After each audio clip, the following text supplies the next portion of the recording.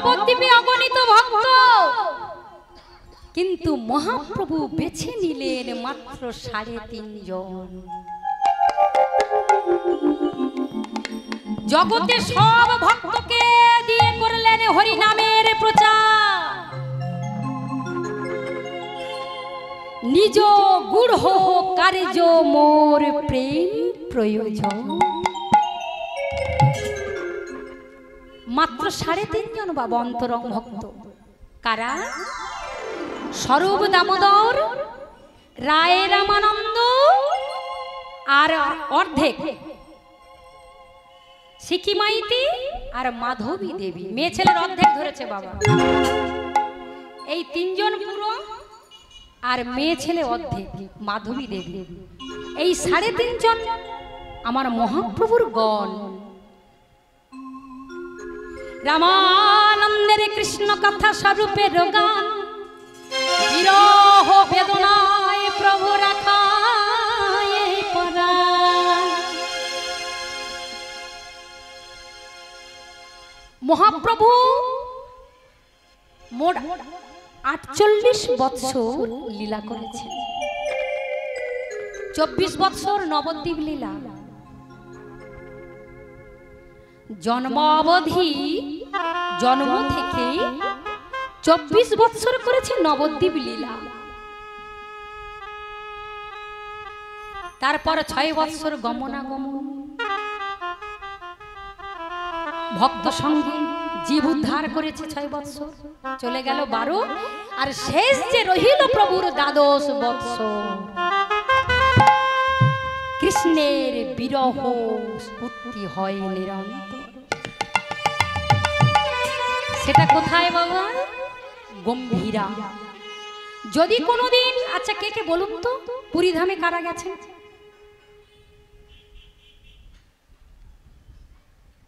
ওই 4-5 জন গেছে। যদি না কেউ যে থাকেন সবাই যাবেন। আমাদের 3টে তো ধাম বাবা। ধাম অনেক আছে, ঈশ্বর 3 জায়গায় আছে বাবা। পরমেশ্বর যিনি অনাদির আদি গোবিন্দ। বৃন্দাবনে 3 জায়গায় ছিলেন, দ্বারকা, মথুরা, বৃন্দাবন। আর এখানে কোথায়? নবদ্বীপ, নীলাচল আর বৃন্দাবন। মহাজনগণ তো তাই তো বলছে যে ব্রজের যে ভজন, রাধা কৃষ্ণ যে লীলা, আমার গৌরাঙ্গ সুন্দর যদি কলিযুগে অবতীর্ণ না হতেন কোথায় পেতাম? আমার গৌর হরি যদি না আসতেন পেতাম না। সেই 3 বাঞ্ছা আস্বাদন করেছে কোথায় বাবা?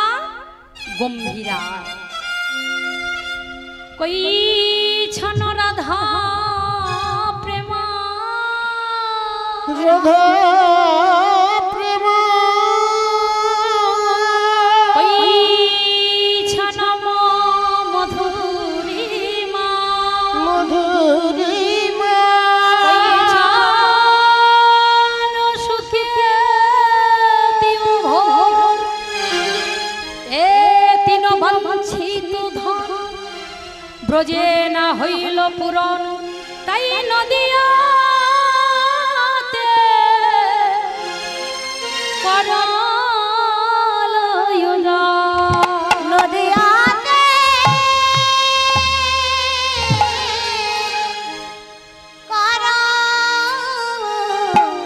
করলয়লা। গোলকে বসে চিন্তা করছেন, আমি ভূ বৃন্দাবনে যাব, নররূপ ধারণ করব। বা নররূপ মানে কি গো? মানুষ। আমি মানুষ হয়ে লীলা করব। আমার বাসনা প্রেম রস নির্যাস করিব আস্বাদ, রাগ মার্গ ভক্তি লোকে করিতে প্রচার। রসিক শেখর কৃষ্ণ পরম করুণ, এই 2 ইচ্ছা হইতে হয়েছে উদ্গম। বৃন্দাবনে বাবা অশেষে বিশেষে রস আস্বাদন করেছেন। তবুও 3টি বাসনা প্রভুর আমার অপূরণ থেকে গেল। কই ছন্ন রাধা প্রেমা, রাধারানীর প্রেমটা কেমন এ তো আমার জানা হলো না। কইছো নম মধুরিমা, তার মাধুর্যটাই বা কেমন? ওমা গোবিন্দ মনে মনে চিন্তা করছে, আমি তো সব মাধুর্যের মূলাধার, তাহলে আমার থেকে আবার মাধুর্য রাধারানীর এত বেশি বেশি হয়ে যাচ্ছে, এ তো আমার হচ্ছে না। কি হলো না জানি, মধ্যে আছে কোনো এক বল, রাধার প্রেমে সর্বদা আমারে করে বিহব্ব। নিতাই গৌর হরি হরি, যেটা আমার মধ্যে হচ্ছে না,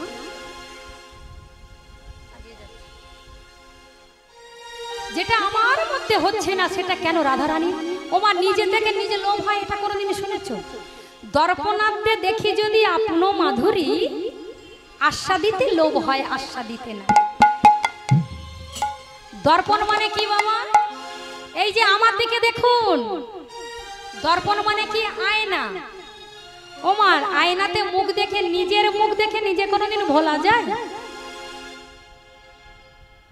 গোবিন্দ নিজের মুখ নিজে দেখে মনে মনে ভাবছে, হায় হায় হায়, আমি এত সুন্দর কবে বা হলাম? নিজের রূপ দেখে নিজে ভুলে যাচ্ছে।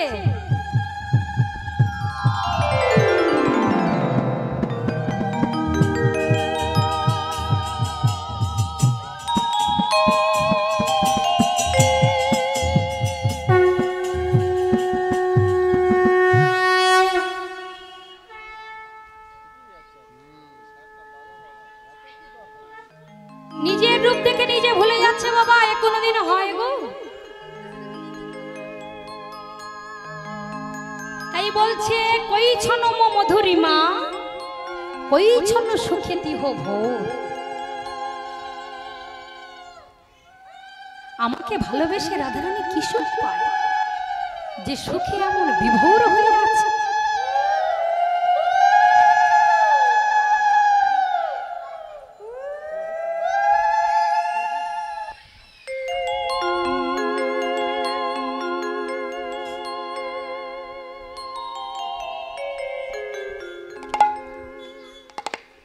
সেই তিনটি বাসনা পূরণ হলো না।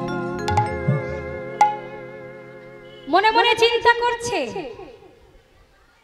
আমা হতে গুণী বড় জগতে অসম্ভব। এই এখানে ধরুন আমি কীর্তন করতে এসেছি, আমার থেকে যারা হরি কথা বেশি জানেন তাদেরকে আমি সুখ দিতে পারবো? কখনোই পারবো না। গোবিন্দ মনে মনে চিন্তা করছে, আমা হতে গুণী বড় জগতে অসম্ভব, আমাকে কে এমন সুখ দেবে? এমনই কোন ব্যক্তি আছে যে আমাকে সুখ দেবে? মনে মনে চিন্তা করছে। তাই বিচার করে বিধান চাইল কার কাছে? ষড়দর্শনের কাছে। ষড়দর্শন বলো প্রভু। আচ্ছা বলতে পারো, ভক্ত, এই যে ভক্তের যে ভক্তি সম্পত্তি, তার প্রতি আমার বড় লোভ জেগেছে। আচ্ছা মা বলতে পারেন, আমরা জীব, আমাদের লোভ লাগতে পারে নাকি গো? আমরা কলির জীব, আমাদের লোভ লালসা বেশি বেশি, তাই তো নাকি? ভগবানেরও লোভ হয়? বলে হয় গো হয়। কলির জীবের লোভ হয় কিসে বাবা? ধন সম্পত্তি, টাকা পয়সা। আর ভগবানের লোভ কিসে? ভক্তের ভক্তি সম্পত্তির প্রতি ভগবানের লোভ হয় বাবা। নিতাই গৌর হরি হরি বল। ওমা এই ভক্তি সম্পদ কিনতে হয় বাবা।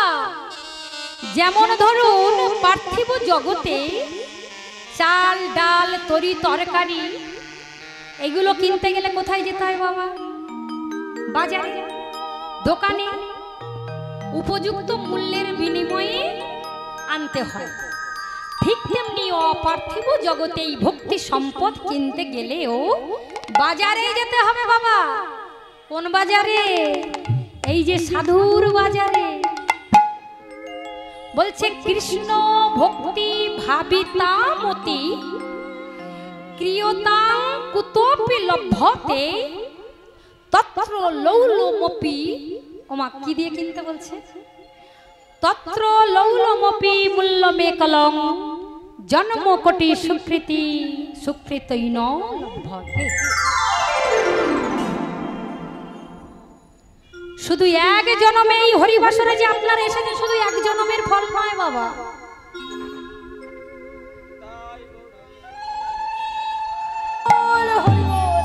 নিতাই গৌর প্রেমানন্দে হরি বল, হরি বল, হরি বল। নিতাই গৌর প্রেমানন্দে হরি বল।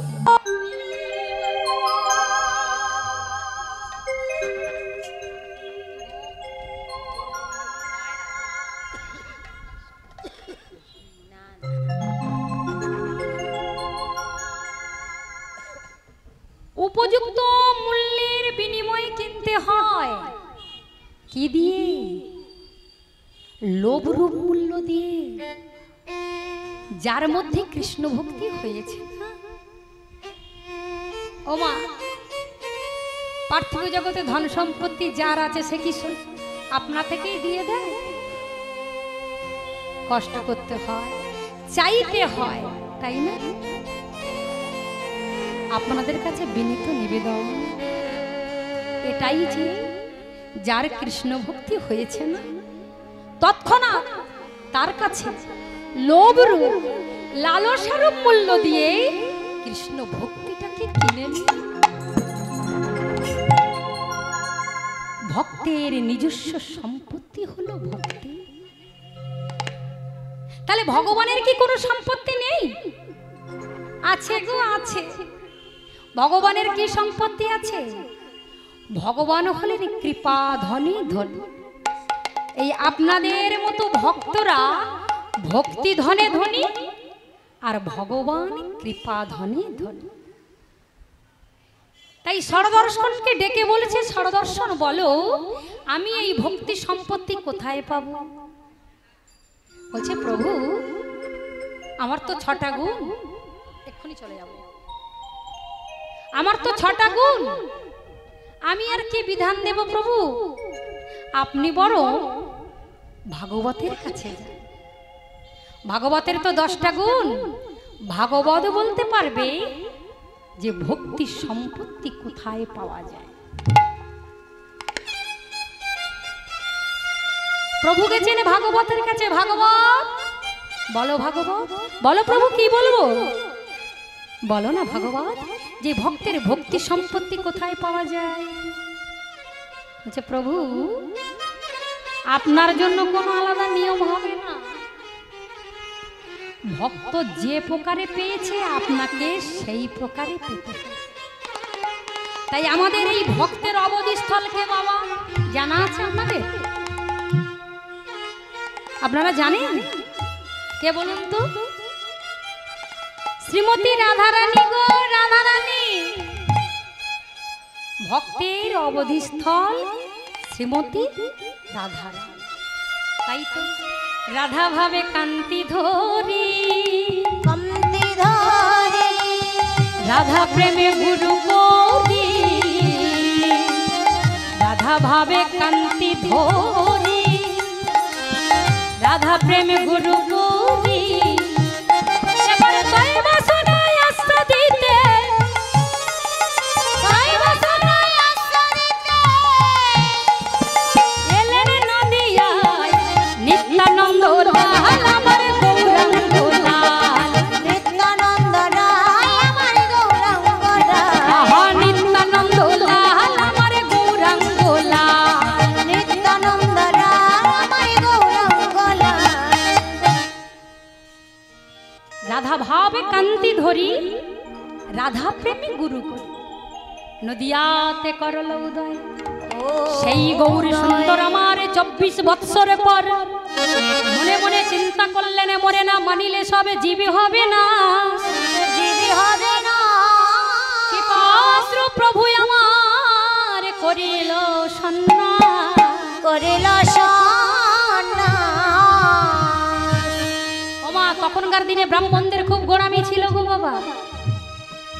নিচু জাতিতে শূদ্র জাতি যারা তাদেরকে ঘরে উঠতে দিত না বাবা। ভগবান মনে মনে চিন্তা করলেন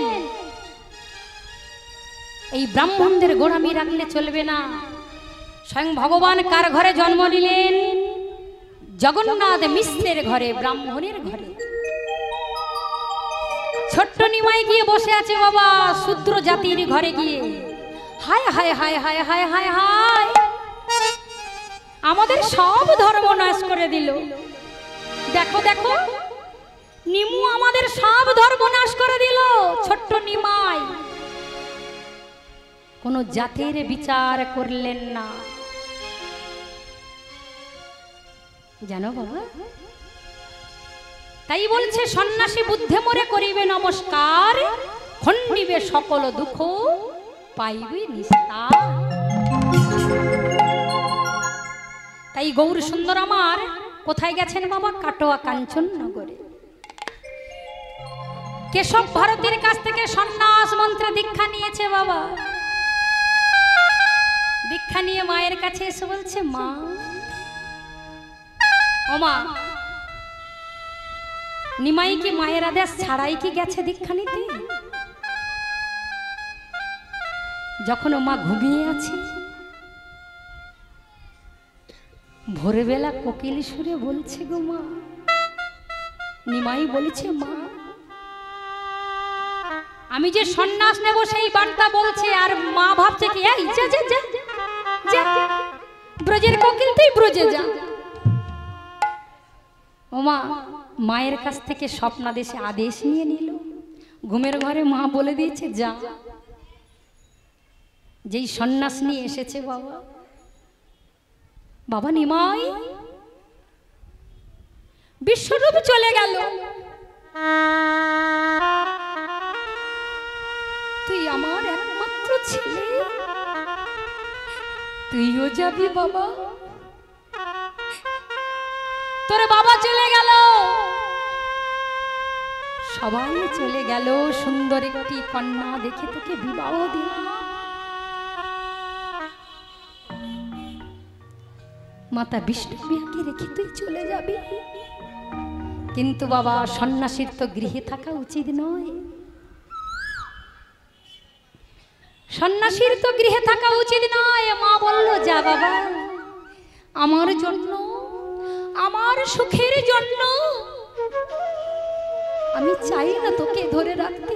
তবে বাবা শোন, ও বাবা শোন, তবে একটা কথা বলি, এই নবদ্বীপ, ওই নীলাচল, এই নিতুই নিতুই গৌরের ভক্তরা যাবে, তোর খবরাখবর তো পাবো। ও বাবা তুই যেন বৃন্দাবনে যাস না বাবা, তুই নীলাচলে থাকিস।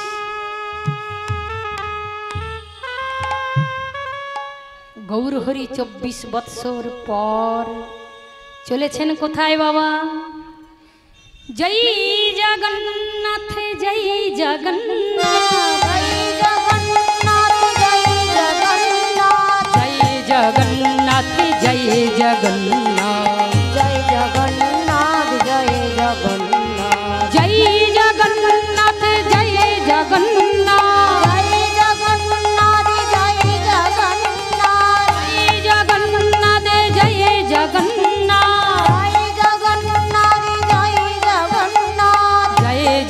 জগন্নাথ, জয় জগন্নাথ, জয় জগন্নাথ, জয় জগন্নাথ, জগন্নাথ মম স্বামী, নয়ন পথগামী, ভব তুমে।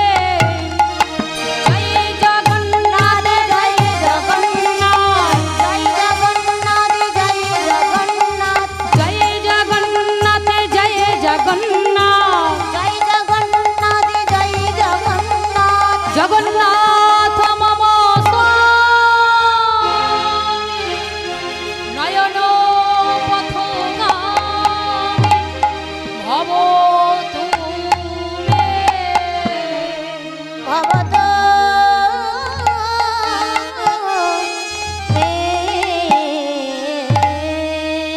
এলেন কোথায় বাবা? শ্রীক্ষেত্র।